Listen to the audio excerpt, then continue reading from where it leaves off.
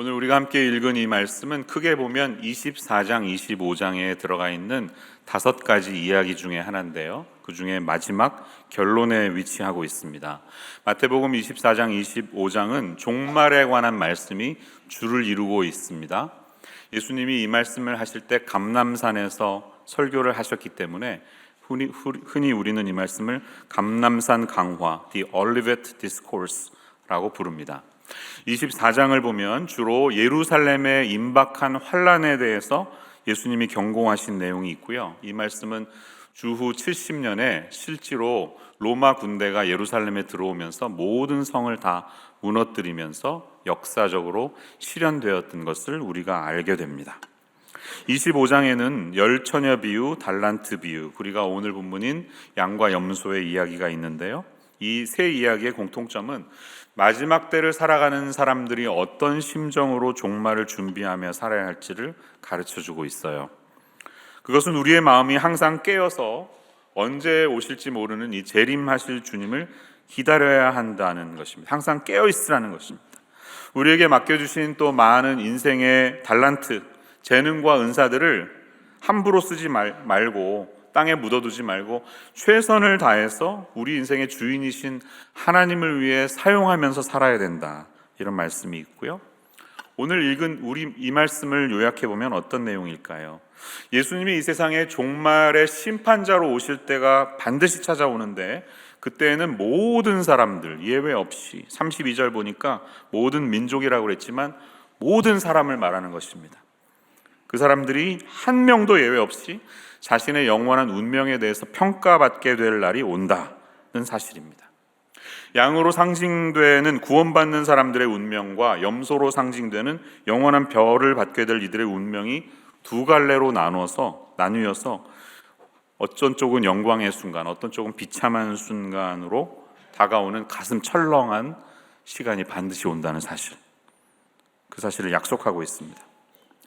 자, 그런데 여러분들은 오늘 이 이야기를 읽으면서 혹시 무슨 생각이 드셨나요? 정말 예수님이 이렇게 말씀하신 이런 방식대로 인간의 운명이 결정될까? 이것은 내가 이해하고 있는 구원과는 좀 다른데 이런 질문이 들지 않으셨을까 하는 생각이 듭니다. 기독교 신앙의 핵심 중에 하나는 구원론이죠. 어떻게 인간이 구원받는가 하는 것인데, 복음이 말하고 있는 구원은 믿음으로 의롭다함을 받는 은혜에 대한 것입니다. 우리 사람의 선행으로는 하나님 앞에서 의롭다고 인정받을 수 있는 사람이 한 사람도 없다고 성경은 그렇게 가르칩니다. 그런데 바로 그런 점에서 오늘 본문은 우리에게 혼란스러운 마음을 주죠.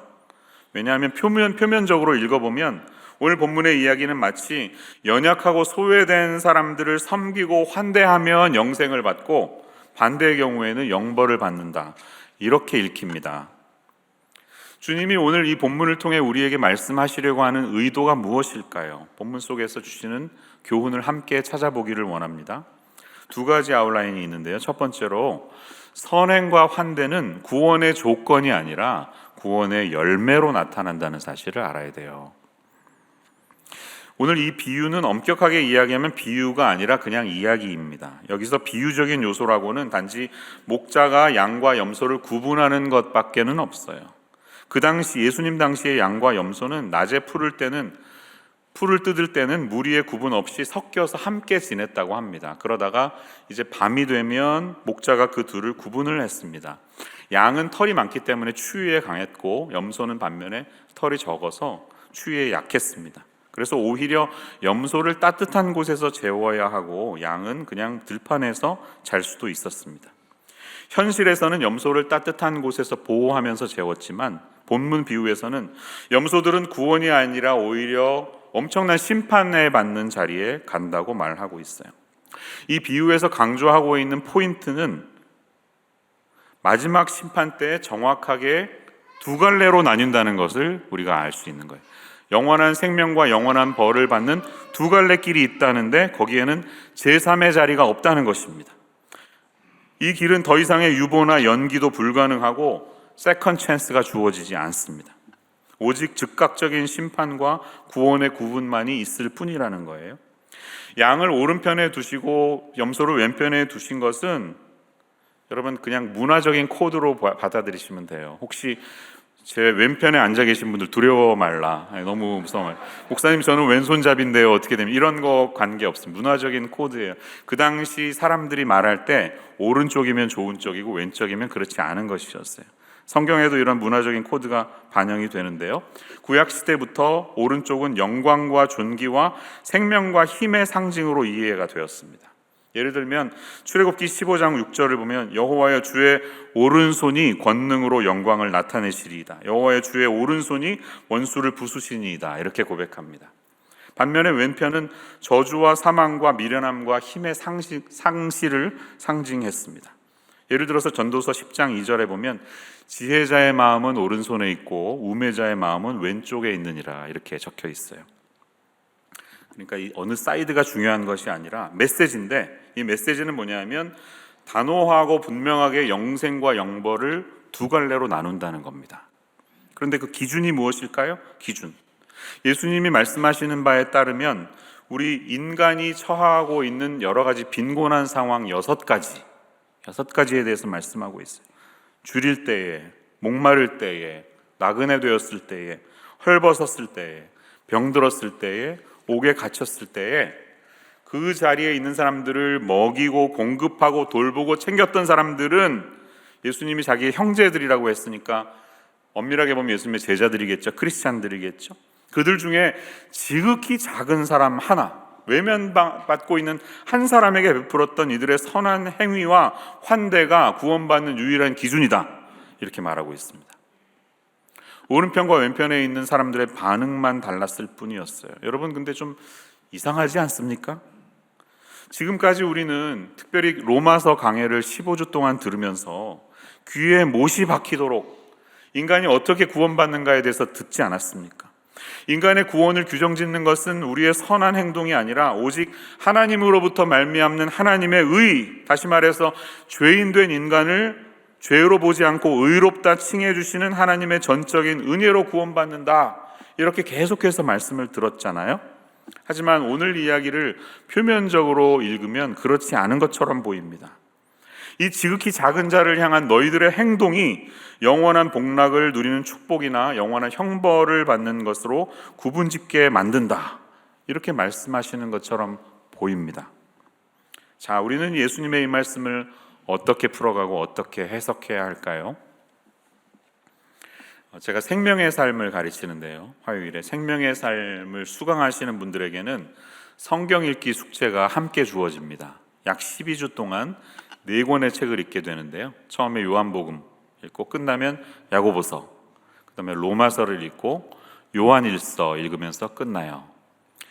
근데 저는 이렇게 책을 배치하신 아마 최영기 목사님의 배치일 텐데 그분의 의도가 너무나 잘 읽히면서 생명의 삶은 일종의 알기 쉬운 조직신학 과정이라고 볼 수 있는데 이 생명의 삶을 통해서 성도들이 추구해야 할 신앙의 자세가 무엇인지 더욱더 분명히 보게 됩니다.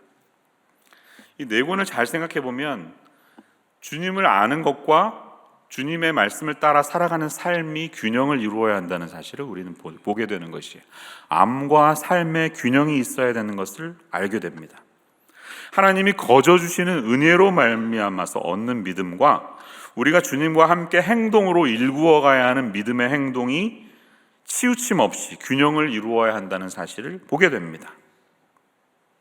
지금까지 한국 교회는 자칫 잘못하면 이 칭의 부분만을 지나치게 강조한 나머지 성화에 대한 중요성을 강조하지 못했고, 그로 말미암아서 본회퍼 목사님이 말하는 것처럼 값싼 은혜의 종교로 만들었다고 해도 과언이 아닙니다. 본회퍼 목사님은 그분의 책 Cost of Discipleship이라는 책에서 값싼 은혜, cheap grace를 이렇게 정의했습니다. 값싼 은혜는 회개 없이도 죄를 용서하는 설교요, 공동체 훈련도 없이 베푸는 세례요, 죄의 고백도 없이 참여하는 성만찬이요, 인격적인 참회가 없는 면죄의 확인이다. 순종 없는 은혜, 십자가 없는 은혜, 살아계시고 인간이 되신 예수 그리스도가 없는 은혜, 이것이 값싼 은혜이다. 여러분, 우리의 삶은 어떻습니까?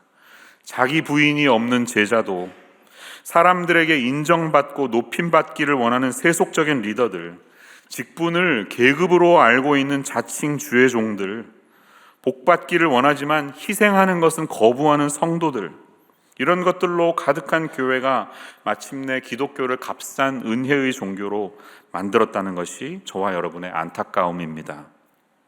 우리는 값없이 의롭다함을 얻는 칭의의 은혜 외에도 삶으로 그것을 증명해야 하는 예수님의 제자로서의 믿음의 행동이 요구되는 시대를 살고 있습니다. 그러므로 우리는 로마서와 함께 야고보서를 같이 읽어내야 합니다. 로마서의 메시지를 살아내는 것뿐만 아니라 야고보서의 메시지를 살아내야 한다는 것이에요.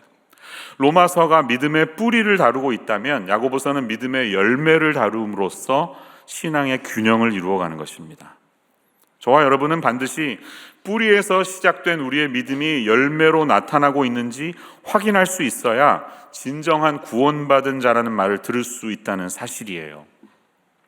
그런 점에서 야고보서 2장 14절에서 17절은 우리에게 아주 따끔한 말씀을 나누고 있습니다. 내 형제들아, 만일 사람이 믿음이 있노라 하고 행함이 없으면 무슨 유익이 있으리요? 그 믿음이 능히 자기를 구원하겠느냐? 만일 형제나 자매가 헐벗고 일용할 양식이 없는데 너희 중에 누구든지 그에게 이르되 평안히 가라, 덥게 하라, 배부르게 하라 하며 그 몸에 쓸 것을 주지 아니하면 무슨 유익이 있으리요? 이런 거예요.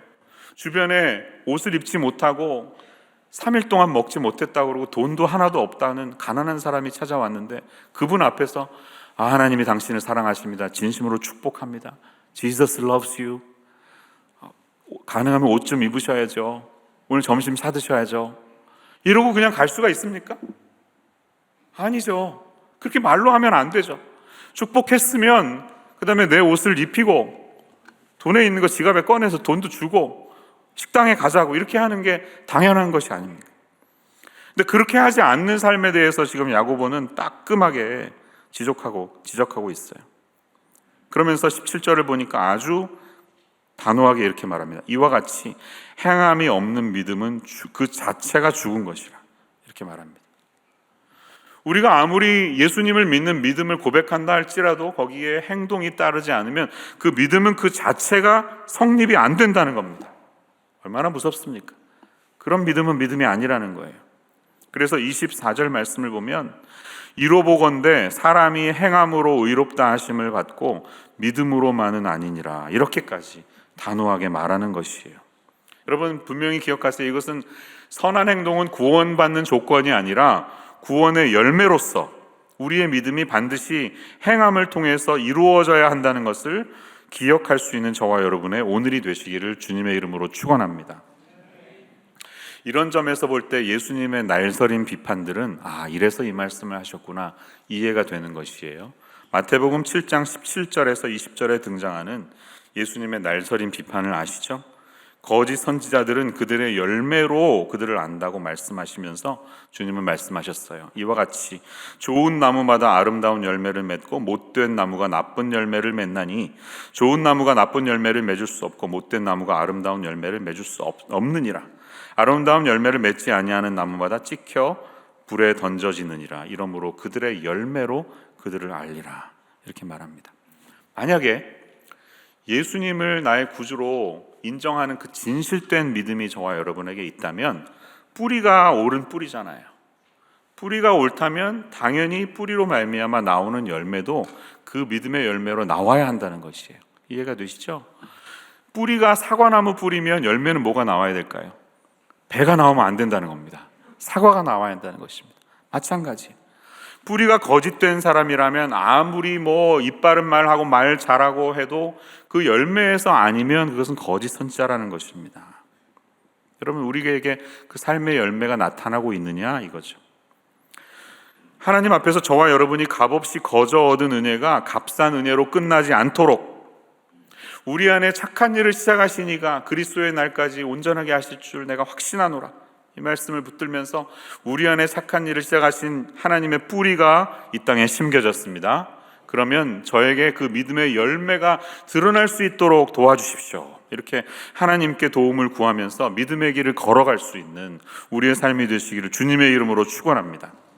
우리가 오늘 붙들어야 될 두 번째 교훈은 이것입니다. 선행과 환대는 특별한 이벤트가 아니라 자연스럽고 일상적인 삶의 방식이어야 한다는 것이에요. 이벤트가 아니라 라이프 스타일, 우리 삶의 방식이어야 합니다. 오른편에 서 있는 양들과 왼편에 선 염소들에게 주님은 완전히 반대의 운명을 야기하는 돌직구를 날리셨죠. 이 6가지 형편에 놓여 있는 사람들에게 네가 행했던 그 행동으로 말미, 행동이 곧 나에게 행한 것이었고 그것이 영원한 복락과 영원한 형벌로 이어지게 된다는 경고의 말씀이 여기에 있습니다. 그런데 흥미로운 점은 무엇이에요? 오른편과 왼편에 있는 사람들의 반응이 흥미롭습니다. 여러분, 어떻게 다릅니까? 오른편에 있었던 사람들은 이렇게 말했어요. 제가 언제 그랬죠? When did I do it? 자기가 한 거를 인식하지 못하고 있어요. 반면에 왼편에 있는 사람들은 언제 그랬죠? 뭐라고 그랬죠? When did I not do it? 제가 언제 그렇게 하지 않았습니까? 저는 다 했습니다. 여러분, 이 차이가 왜 생겨났을까요? 이것이 무엇을 의미하는 걸까요? 이 양들에게는 그들의 선행과 환대가 자신들에겐 전혀 특별할 것이 없는 그냥 삶의 일부분이었던 것이에요. 일상의 일부분이었어요. 물고기가 아가미를 통해서 호흡을 하지 않습니까? 물속에서도. 이것이 사람에게는 너무나 신비하지만 물고기에게는 전혀 이상한 게 아니죠. 물에서도 숨을 쉴 수 있다는 게. 그들은 전혀 그것이 이상하다고 느끼지 못한 채 살 수 있습니다. 이와 마찬가지예요. 선행을 베푸는 게 이들에게는 너무나 자연스러운 삶의 일부였지만 염소들에게 있어서는 이 선행과 환대는 어쩌다가 그냥 한 번씩 하는 연중행사 같은, 연중행사 세일하듯이 그렇게 하는 이벤트성의 행동이었기 때문에 그들은 자신의 선행을 뚜렷이 기억하고 인식하고 있으면서 생색내려고 하는 것과 비슷하다는 말입니다. 공부 잘하시는 분들은 공부가 생활이지 않습니까? 그래서 언제 공부했고 언제 공부 안 했고 놀았는지 잘 기억하지 못합니다. 그냥 삶이 공부예요. 공부가 생활이면서 사는 게 공부예요. 이것은 당연히 저의 이야기는 아닙니다. 그런데 그런 사람들은 분명히 존재해요. 여기 산호세에도 그런 분들이 참 많으신 것 같아요. 공부하는 게 하나도 어렵지 않아요, 목사님. 그런 분들 계시죠. 반면에 공부 못하시는 분들의 특징은 뭐냐면 책장을 한번 넘겨서 한 페이지 집중적으로 보는 게 그에게는 굉장히 대단한 일입니다. 그래서 어쩌다가 독서실에 한 번이라도 가는 날이 있으면 그날이 아주 특별한 날이기 때문에 몇 월 며칠 몇 시에 독서실에 갔고 몇 시간 동안 어떤 책을 보고 있는지 그는 뚜렷하게 기억하고 있다는 점이에요.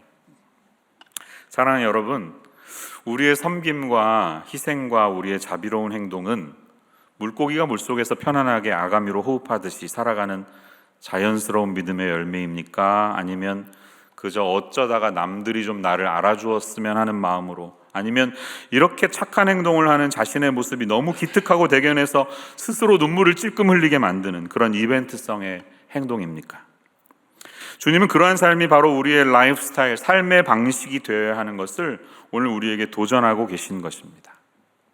결국 오늘 말씀은 환대가 구원의 조건이 아니라 구원의 표시, 구원의 열매로서 이야기하고 있는데요, 하나님을 사랑한다면 반드시 이웃을 사랑하는 선행으로 열매를 맺어야 한다는 것이죠. 하나님 사랑과 이웃 사랑은 같이 가야 하는 것입니다. 이웃 사랑하는 모습을 볼 때 하나님이 살아계신 것을 확신할 수 있다는 말과 같습니다. 이 두 가지가 동전의 양면과 같아요. 여러분, 동전이 한쪽만 있는 동전이 세상에 어디 있습니까? 동전이라면 당연히 양면이 있는 것처럼 믿음과 행동은 함께 하는 것이라는 뜻이에요. 진정한 구원은 반드시 환대하는 삶으로 이어진다는 것이에요. 선행과 환대가 구원을 받는 조건은 아니지만 진정한 구원받은 사람은 반드시 그 선행이 나타난다는 겁니다. 그러므로 우리 교회는 하나님을 사랑하면서 그분을 예배하는, 하나님 사랑하는 공동체일 뿐만 아니라 이웃을 사랑하고 섬기는 환대하는 공동체로 함께 세워져가는 꿈을 같이 꾸었으면 좋겠습니다. 이미 우리 교회는 가정교회가 생활화되면서 이렇게 낯선 사람을 환대하는 문화가 많이 정착이 되어 있습니다. 누구라도 저희 집에 오세요. 네, 식사하고 가세요. 목장에서 그렇게 초대하지 않습니다. 밥만 먹고 가시라고. 환대가 정착이 많이 되어 있어요. 또 오늘처럼 우리가 IT의 어린아이들을 위해서 이렇게 함께 헌금해서 도울 수 있는 것은 인간적으로 보면 걔네들 우리랑 아무 관계 없는 사람들이거든요. 살면서 한 번도 만날 필요가 없는 사람들이에요. 그렇게 낯선 문화와 환경에 있음에도 함께 우리의 마음을 쓰는 이유는 어디에 있습니까? 지극히 작은 자, 예수님의 형제된 자들에게 하는 것. 그래서 하나님의 꿈이 그 땅에도 이루어질 수 있도록 우리가 서로 섬기고 후원하기 위해서 지금까지 준비하시지 않았습니까? 아름다운 것이죠. 하지만 여러분, 우리가 지금 살고 있는 이곳 실리콘밸리는 어떻게 보면 지나칠 정도로 개인의 자유와 프라이버시를 강조하는 문화 속에 있습니다. 이곳에서 우리가 제조하고 만들어내는 수많은 과학 문명의 결과물들은 어찌 보면 한 사람이 개인적인 시간과 자신의 가치를 극대화할 수 있도록 인터테인, 그것을 여흥을 도와주고 효율을 도와주는, 그래서 그 사람이 덜 지루할 수 있게 만드는 그런 고민에서 만들어내는 작품일지 모르겠습니다. 그래서 이 문화 자체가 그래요. 한 사람이 얼마나 시간을 잘 쓸 수 있을지를 도와주는 역할이에요. 또 우리는 내가 외롭지 않을 정도로는 누군가에게 연결되고 싶어, 이런 마음이 있어서 다양한 소셜 네트워크를 하면서 살아가지만, 또 그렇다고 해서 누가 내 삶에 지나치게 개입한다면 그것은 싫어하는 경향이 있습니다. 어느 정도 사람과 거리를 유지하면서 개인적인 삶과 자신의 자유를 추구하고 싶어 합니다. 사실 자세히 들여다보면 우리는 다 개인의 자아를 숭배하는 사람들입니다. 그래서 남는 시간만 있으면 자신의 성취와 자신의 욕구를 채우기 위해서 내 시간을 써야 되기 때문에 다른 사람을 위해서 내 시간과 돈과 에너지를 사용하는 것을 꿈도 꾸지 못하게 합니다. 타인이 내 삶에 들어올 여유와 공간을 내어주지 못하는 것이에요. 오직 나의 관심은 내 가족에 있어서 내 삶의 결핍을 메우기 위해서 분주하게 살아갑니다. 또 능력주의 세상 속에서 혹시나 내가 도태될까 봐 두려워하는 마음이 있어서 항상 많은 시간을 자기 개발하는 데 쓰고 있습니다. 이 세상에 얼마나 자기 개발이라는 이름으로 관련된 미디어 콘텐츠가 얼마나 많습니까? 책과 강의가 세상에 널렸습니다. 하지만 진심으로 남에게 나의 자리를 내어주고 그 낯선 사람을 나의 삶의 자리로 초대하는 환대에 대해서 이야기하는 미디어가 어디 있어요? 세상에 없습니다. 성경이야말로 그 진정한 미디어 콘텐츠가 됩니다. 남을 위해 내 삶을 드리는 것이 얼마나 소중한지를 가르쳐주는 그런 곳입니다. 낯선 이들, 나그네를 섬기고 그들에게 따뜻한 자리를 마련하는 것이 얼마나 중요하고 하나님이 원하시는지를 오늘 우리는 본문을 통해 볼 수 있어야 하는 것이에요. 그러니까 환대는 타인이 내 삶에 들어올 여유와 공간을 내어주는 행동이라는 것입니다. 이것이 주님이 우리에게 요구하는 것이에요. 그래서 같은 맥락으로 마태복음 10장에서 예수님이 이미 이렇게 이야기하신 적이 있어요. 한번 본문을 올려주시면 이 말씀을 같이 읽어보겠습니다. 시작. 너희를 영접하는 자는 나를 영접하는 것이요 나를 영접하는 자는 나를 보내신 이를 영접하는 것이니라. 선지자의 이름으로 선지자를 영접하는 자는 선지자의 상을 받을 것이요 의인의 이름으로 의인을 영접하는 자는 의인의 상을 받을 것이요 또 누구든지 제자의 이름으로 이 작은 자 중 하나에게 냉수 한 그릇이라도 주는 자는 내가 진실로 너희에게 이르노니 그 사람이 결단코 상을 잃지 아니하리라 하시니라. 아멘. 여러분, 나와는 아무런 상관이 없는 어떤 사람이지만 그런 사람에게 냉수 한 그릇이라도, 단돈 10불짜리라도 내어줄 수 있는 수많은 성도님들이 사실 우리 교회에 많이 계세요. 드러내지 않게, 남들이 알아주지 않아도 은밀하게 섬기는 분들이 너무 많이 계십니다. 이런 분들에게 약속하신 주님의 귀한 칭찬과 상급이 오늘 본문처럼 나도 내가 하는 일을 다 알지도 못하고 기억하지도 못한 채로 수많은 낯선 이들의 친구가 되어서 섬기는 삶을 살아가는 여러분들의 삶 가운데 영원토록 함께 하시기를 축원합니다. 우리의 섬김과 환대는 예수님 말씀처럼 오른손이 하는 일을 왼손도 모르게 그렇게 물 흐르는 듯한 삶의 방식, 라이프 스타일이어야 합니다. 우리의 환대에 대해서 한 가지 더 드리고 싶은 말씀이 있다면 그것은 진정한 환대는 되갚을 능력이 없는 이들을 향한 것이어야 한다는 거예요. 대가를 기대하고 섬기는 게 아니라 도저히 나의 섬김에 반응할 수 없는 사람들을 향한 섬김이 진짜 섬김이라는 것입니다. 그래서 누가복음 14장에서 예수님이 이렇게 말씀하신 적이 있었죠. 또 자기를 청한 자에게 이르시되 내가 점심이나 저녁이나 베풀거든 벗이나 형제나 친척이나 부한 이웃을 청하지 말라. 그 사람들이 너를 도로 청해서 내게 가품이 될까 하노라. 잔치를 베풀거든 차라리 가난한 자들과 몸 불편한 자들과 저는 자들과 맹인들을 청하라. 이렇게 말씀하세요. 그리하면 그들이 갚을 것이 없으므로 너희에게 복이 되리니 그것이 너의 블레싱이 된다는 것입니다. 그래서 부활 시에 내가 다 그 갚음을 받게 될 것이라 이렇게 약속하시지 않습니까? 할렐루야. 이게 얼마나 귀한 것이에요. 대가를 바라고 돌아올 것이 있는 걸 기대하는 섬김은 아니라는 거예요. 어떤 선생님이 뭐 그러더라고요. 농담처럼 give의 미래형이 뭐예요? 그랬더니 학생이 그랬대. and take 이랬대요. give and take. 그게 세상의 문화래. 그렇지 않고 돌아오지 않는다는 것을 알면서도 베푸는 삶. 그것이 진짜 축복이에요. 왜? 그것은 우리가 이 땅에서 얻는 축복이 아니라 하늘에서 하나님께서 정말 인정해 주시는 진짜 복이 되기 때문입니다. 아무런 대가를 기대하지 않은 채 우리의 선행과 호의와 환대에 대해서 전혀 그것을 갚을 기회나 능력이 없는 분들을 향한 섬김이 우리에게 복이 된다는 사실을 기억하는 것이 얼마나 도전이 되는지 모르겠어요. 마지막으로 저는 오늘 설교를 마무리하면서 우리가 틈만 나면 초대교회로 돌아가자, 신약의 성경적인 교회로 돌아가자, 이런 얘기 많이 하는데요, 말로만 그러지 말고 실제로 신약적인 교회의 모습을 닮아가기 원한다면 어떻게 해야 되는지 우리 성경의 초대교회를 통해 좀 보았으면 좋겠어요. 여러 장면들이 있지만 사도행전 6장을 가지고 한번 보겠습니다. 6장 1절에서 7절 내용을 보시면 제가 지금 다 읽지는 않겠지만 설명해 드리면 교회가 막 성장하기 시작해서 구제하는 일이 많아졌습니다. 교회에 어떤 그 공급을 받는 사람들이, 성도들이 늘어났는데 헬라파 과부이신 분들이 컴플레인을 했어요. 아니 저기 히브리 말 하는 사람들은 잘 챙기면서 왜 우리한테는 도시락도 잘 안 갖다 줘? 막 이러면서 따진 거예요. 헬라파가 지금 소외당하고 있다. 공식적으로 비판을 하니까 사도들이 대책회의를 했어요. 이거 우리가 다 하기 너무 힘들다. 어떻게 해야 될까 하다가 우리는 말씀과 기도와 가르치는 일에 좀 올인하고 집사들을 세우자 해서 7분을 기도하면서 안수하면서 세우지 않습니까? 스데반, 빌립 같은 유명한 집사님들이 이때 세워지죠. 안수 집사님들이 세워진 거예요. 자, 여러분, 우리 교회의 안수 집사님들의 역할은 뭘까요? 교회가 요구하는 집사님들의 역할은 세상을 향해서 구제하고 섬기는 역할이라는 것이에요. 이게 초대교회가 우리에게 보여줬던 모습입니다. 집사님들은 구석구석 소외받는 곳이 없는지 눈을 그냥 아주 동그랗게 뜨고 지켜보면서 섬겨야 하는 역할이라는 것입니다.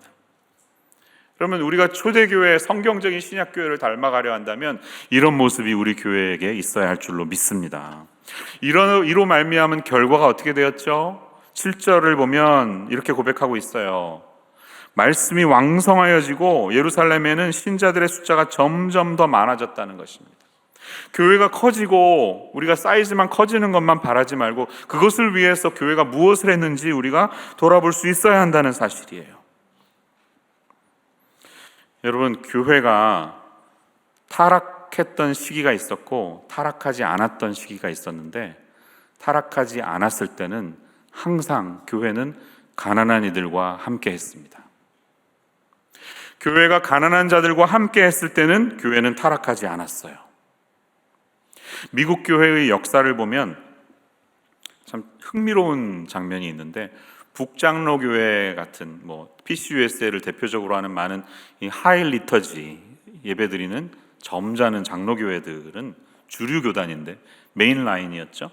초기에 미국의 동북부에 도시를 중심으로 형성되었습니다. 아주 좋은 신학교를 나오시고 교육 많이 받은 목사님들이 아주 교양 있는 설교를 하면서 그 도시에 사는 중산층 이상의 엘리트들을 대상으로 교회를 쭉 일구어 나갔어요. 그래서 교회가 많이 성장했습니다. 반면 남부에는 배우지 못한 그런 서민들을 중심하는 교회들이 많이 있었는데요. 지금 현재 미국 교회의 가장 최대 개신교단은 어느 교단인지 아시나요? 남침내 교회입니다. Southern Baptist Convention이에요. 자, 교회가 미국이 성장하면서 이제 중부 서부로 더 확장되어 나가기 시작했죠. 1848년에 골드러시가 있으면서 캘리포니아에도 사람들이 오기 시작하지 않았습니까? 사람들이 오다 보니까 교회도 같이 가야만 했어요. 누군가 가서 교회를 개척하고 그분들을 섬겨야만 했어요. 근데 누가 가겠습니까? 했을 때 그 도시를 중심으로 한 장로교회 목사님들과 교회는 움직이려 하지 않았습니다. 왜? 지금이 너무 좋으니까. 나는 지금에 너무 만족해.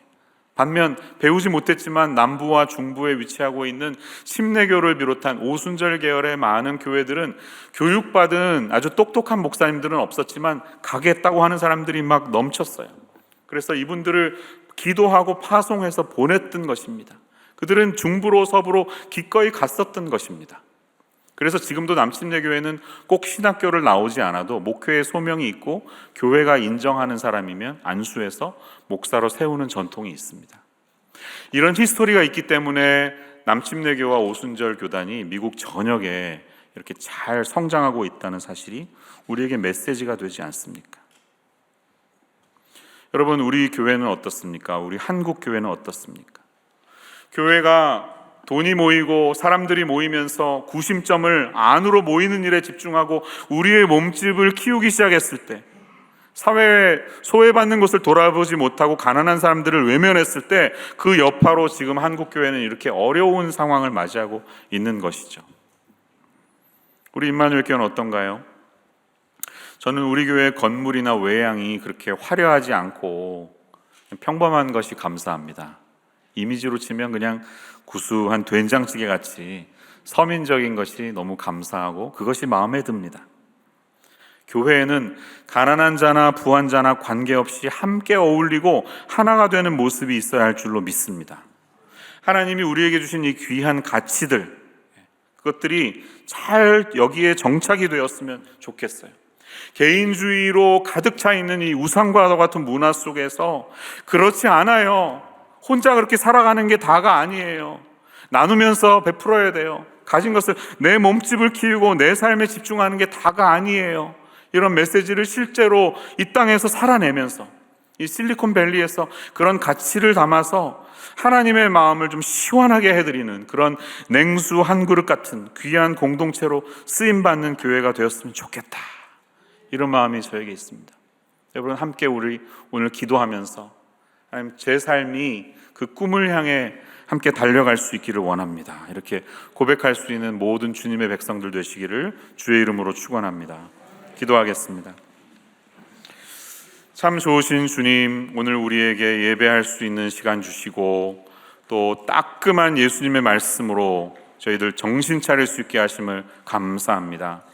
내가 구원받았다고 해서 편안한 소파에 앉아서 나의 삶을 살찌우는데 자기 개발하는데 몰두하고 있었던 우리에게 주님 따끔한 경고의 말씀 주시니 감사합니다.